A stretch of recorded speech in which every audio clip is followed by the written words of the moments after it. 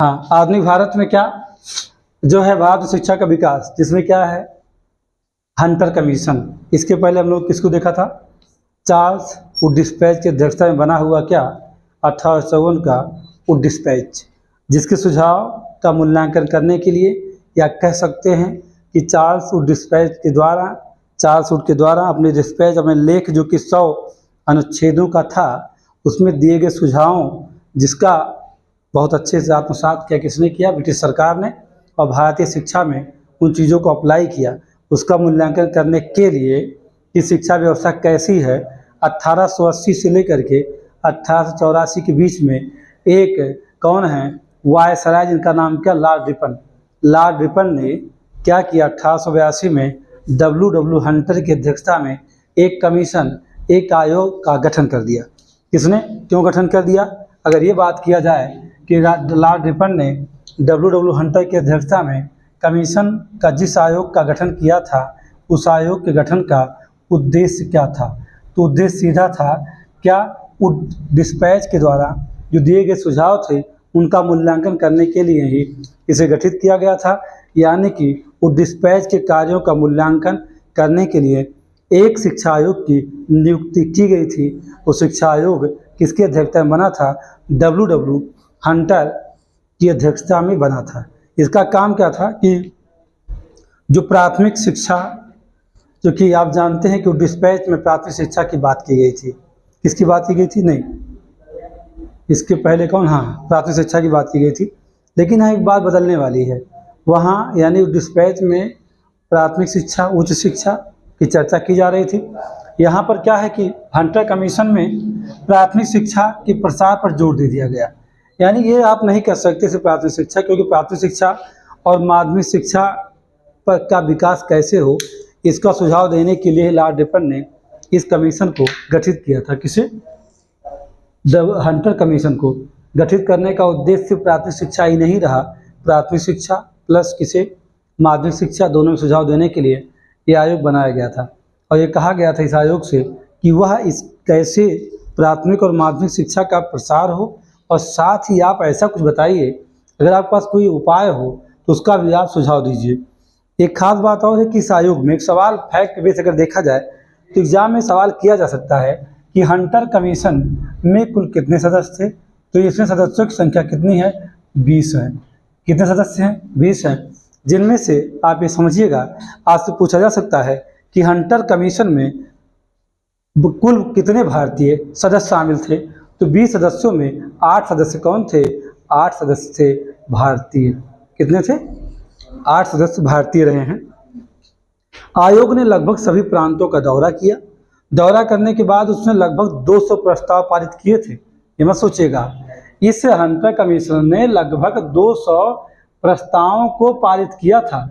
यानी 200 प्रस्ताव बनाया उसने कि जिसको उसका ये इरादा था कि मैं जो सुझाव दूंगा उनमें कौन सी बातें रहेंगी, या जो मूल्यांकन किया था कि इसका डिस्पैच का चार्ल्स वुड के द्वारा जो सुझाव दिए गए थे, उन सुझावों का मूल्यांकन जब डब्ल्यू हंटर कर रहे थे तो सभी प्रांतों का दौरा किया, लगभग 200 प्रपोजल यानी 200 प्रस्तावों को तैयार किया। सबसे खास बात यह है कि इस आयोग में 8 भारतीय सदस्य भी शामिल हैं। यानी आपके लिए फैक्ट क्वेश्चन अगर देखा जाए तो पूछा जा सकता है कि हंटर कमीशन में कुल कितने भारतीय सदस्य थे, तो आप बताएंगे 8 सदस्य शामिल थे, जबकि टोटल मेंबर्स कितने हैं, 20 हैं, और 20 में 8 कौन है, 8 है भारतीय।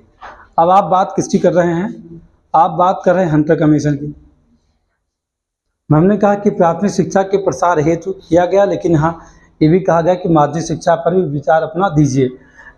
प्राथमिक शिक्षा के प्रसार के लिए उपाय दीजिए, साथ में माध्यमिक शिक्षा को ध्यान रखिए।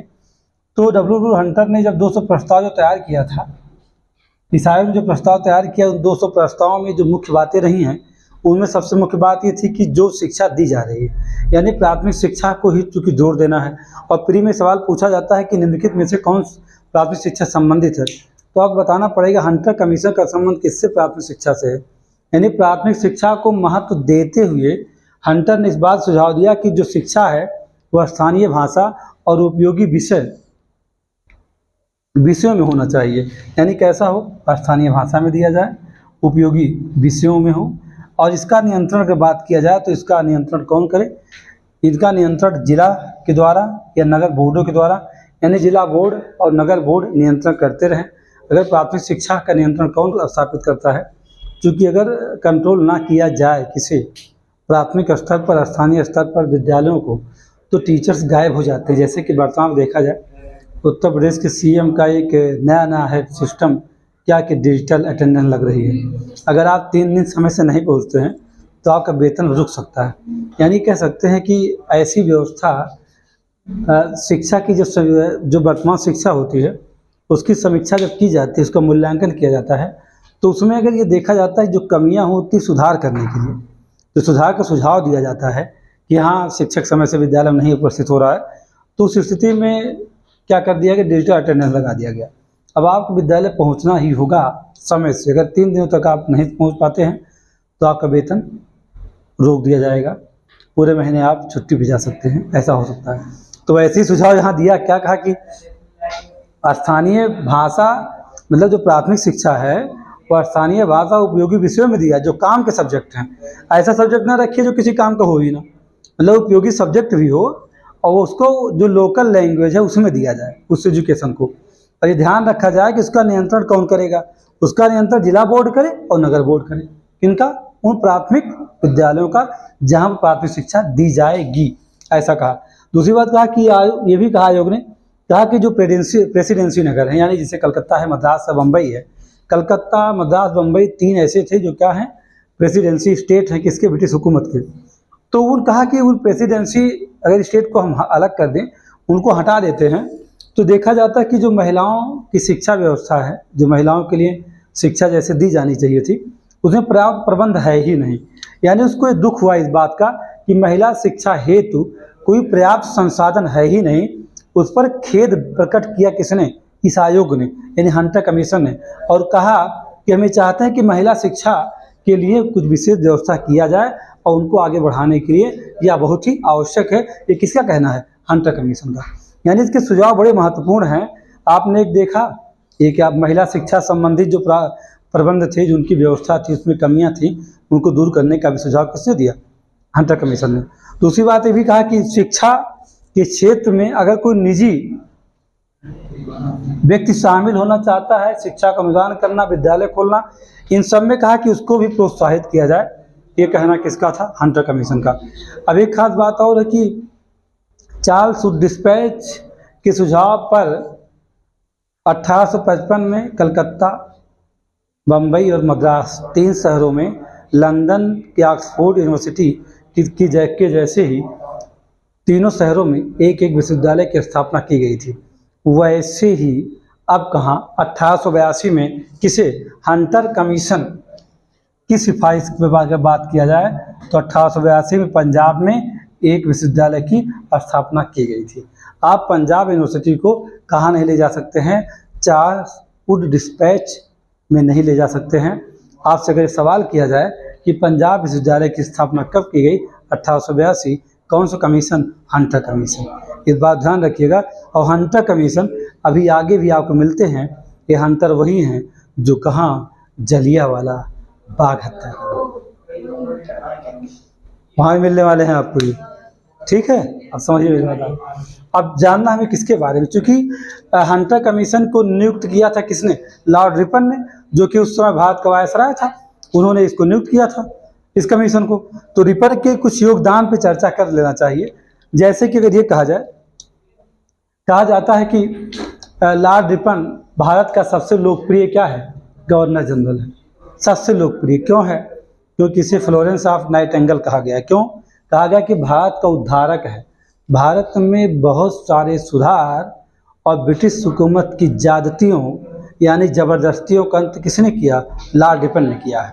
यानी ये कहा जाए, ब्रिटिश हुकूमत के द्वारा जो चीज़ ज़बरदस्ती भारत थोपी जाती थी, उन चीज़ों को रोकने वाला, या इसके पहले कि जो भी वायसराय, गवर्नर जनरल रहे हैं, जिन लोगों ने कुछ ऐसे नियमों को पारित कर दिया था, उन सबको समाप्त करने वाला रिपन है। यानी रिपन भारतीय जनता के हित के बारे में सोचता था। इसीलिए लॉर्ड रिपन को क्या कहा जाता है? भारत का उद्धारक कहा गया है। यानी 1880 से 1884 का समय है। और इस लॉर्ड रिपन के बाद लॉर्ड डफरिन को आना चाहिए, 84 से 88 उनका समय। भारत का कि इसीलिए कहा जाता है कि लॉर्ड रिपन के जो सुधार हैं उसी जैसे कहा जाता है कि भारत का ये 1880 से 1884 तक का समय भारत के इतिहास में क्या है, स्वर्ण युग है। यानी आधुनिक भारत में गोल्डन टाइम कहाँ है, तो 1880 से 1884 है। वो क्यों है वो है इसलिए सिर्फ मात्र लॉर्ड रिपन की वजह से है। ठीक, इसने अफगानिस्तान से संधि किया, इनका योगदान ये है। वर्नाक्युलर प्रेस एक्ट जो 1878 किसमें आया था, 78 में आया था, 1878 में आया था, उसे 1882 में समाप्त कर दिया था। वही वर्नाक्युलर प्रेस एक्ट है जिसने भारतीय समाचार पत्रों की हालत खराब कर दिया था। बहुत सारे समाचार पत्र रातों रात अपनी भाषा को बदल लिए थे और बहुत सारे समाचार पत्र का संपादन रुक गया था। ये वही है, यानी ये क्या है, ये मुंह बंद करने वाला एक कानून था। आप देखते हैं क्या इन्होंने श्रमिकों के सुधार, यानी कि जो कारखानों में श्रमिक लेबर काम करते थे उनकी स्थिति को सुधारने के लिए इन्होंने कारखाना अधिनियम 1881 पारित किया और साथ ही इसमें बहुत बार अकाल पड़ता तो अकाल संहिता भी 1883 में इन्होंने पारित करवाया।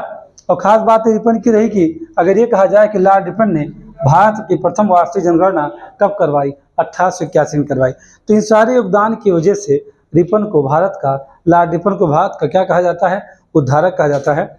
जब हम हंटर कमीशन पढ़ते हैं और जिस हम वायसराय को पढ़ रहे हैं, यानी हम लॉर्ड रिपन को पढ़ रहे हैं, तो हमें ध्यान देना चाहिए कि उसके बारे में कुछ थोड़ी सी जानकारी, जो विशेष चीज़ें हैं उन्हें इसके साथ अगर आपको रिलेट कर लेते हैं तो हंटर कमीशन तो आपके समझ में आएगा ही, साथ ही साथ उस वायसराय की कहानी भी थोड़ा सा लिंक करना चाहिए। प्री एग्जाम निकालना है तो उसके लिए बहुत ज़रूरी होता है कि आपको कोरिलेट करके ही पढ़ना चाहिए। अगर आप कोरिलेट करके नहीं पढ़ते हैं तो ये समझिए कि आपकी जानकारी अधूरी होगी। तो ठीक है, आपको अच्छा लगे तो इसे ज़रूर शेयर करिए, लोगों तक पहुँचाइए।